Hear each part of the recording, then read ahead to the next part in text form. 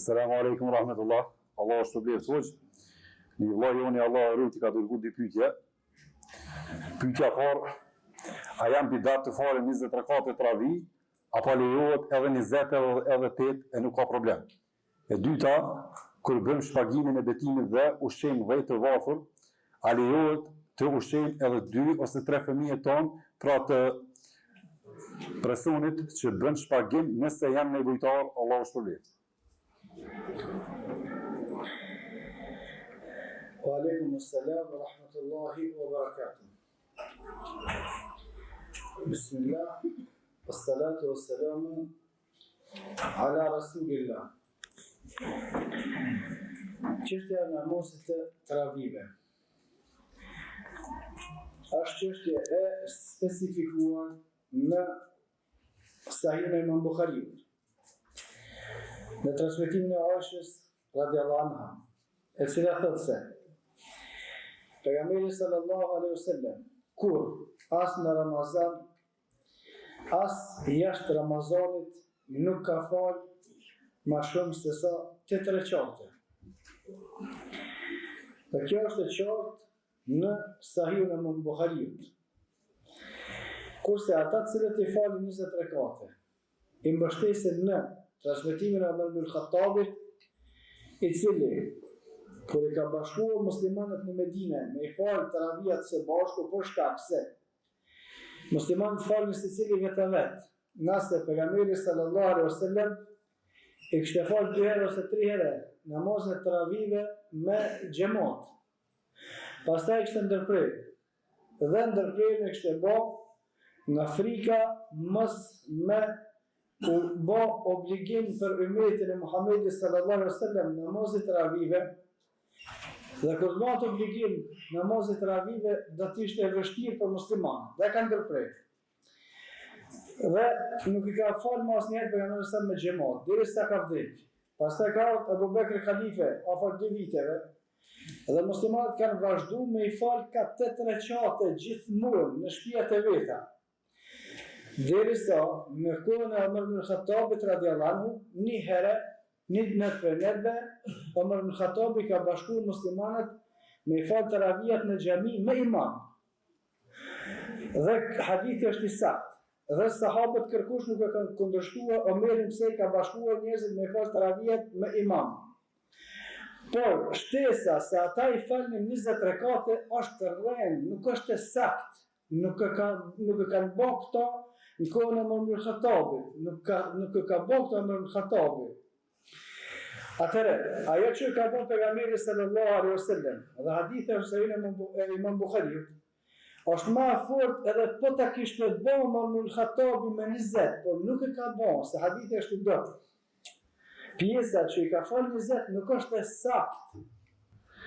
Atëherë thënë se taravijat e sakta janë vetëm 8 rekate. A është bidat me i falë 20 rekate? Nëse përcaktohet numri se taravija duhet më falë 20 rekate është bidat. Nëse përcaktohet numri se taravija duhet më falë 20 rekate është bidat, për shkak se përcaktimi i numrit përveç 8 nuk ekziston në hadithet sakta.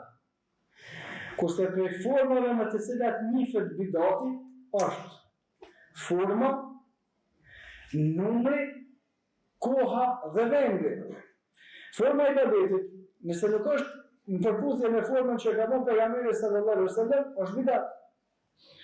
Vendi, nëse ibadeti është i lidhur me një vend të saktuar, sikur që është haxhi, ose xhamia në cilat është namazi më i vlefshëm, nëse bën dikush një vend tjetër edhe në filon vendin është më falë, sikur që më falë xhami, është bidat. Koha, nëse koha është e përcaktuar sipas sunetit, kush e përcakton një kohë tjetër për me falë, për me bëj ibadetin çat kohë, përveç kohës që ka përcaktuar pejgamberi sallallahu alaihi wasallam, është bidat.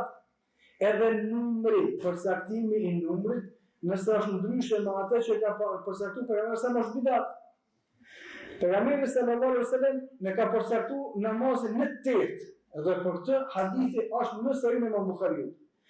Kushdo që e përcakton se taravija duhet jo 8, por 20, kush të ka dhënë ti që numër?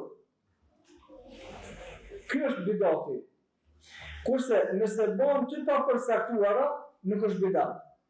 Nëse bën ty pa përcaktuara, për shkak se për sunetit pejgamberit sallallahu alaihi wasallam është me i fal 8 rekate taravia për shkak se pejgamberi sallallahu alaihi wasallam kur nuk ka fal më shumë se sa 8. Por nëse është fjala nëpërmjet namazeve vullnetare, pastaj janë të papërcaktuara, s'ka numër. Po do dikush më fal më shumë natën, në të falet.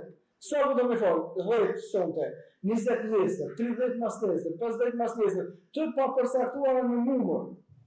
Nëse mesin të papërcaktuara në numër, nuk është bidat. Për shkak se është namaz vullnetar i lirë.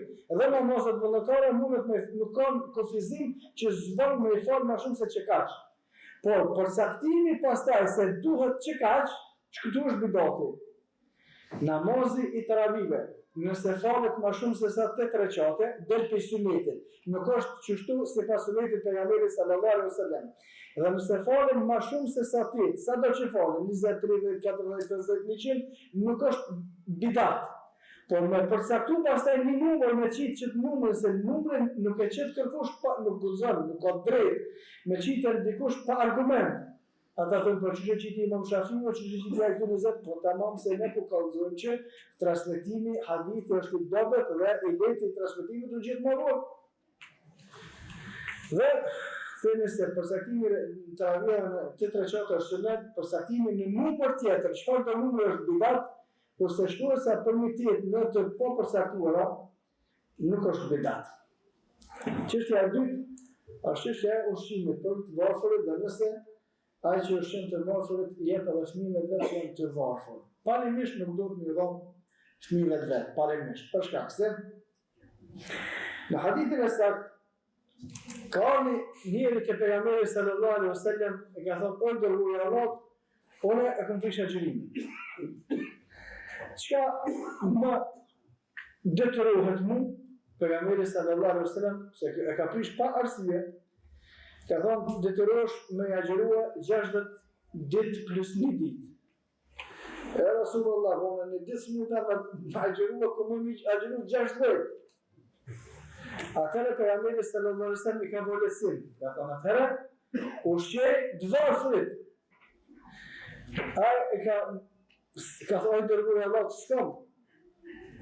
Më shkam ushqy, s'kam, po ka ro. Një sahabi tjetër ja ka dhënë të hurme, ka thënë merri që të hurme, edhe ushqej të varfrit me çdo që bëjmë, po t'i jap.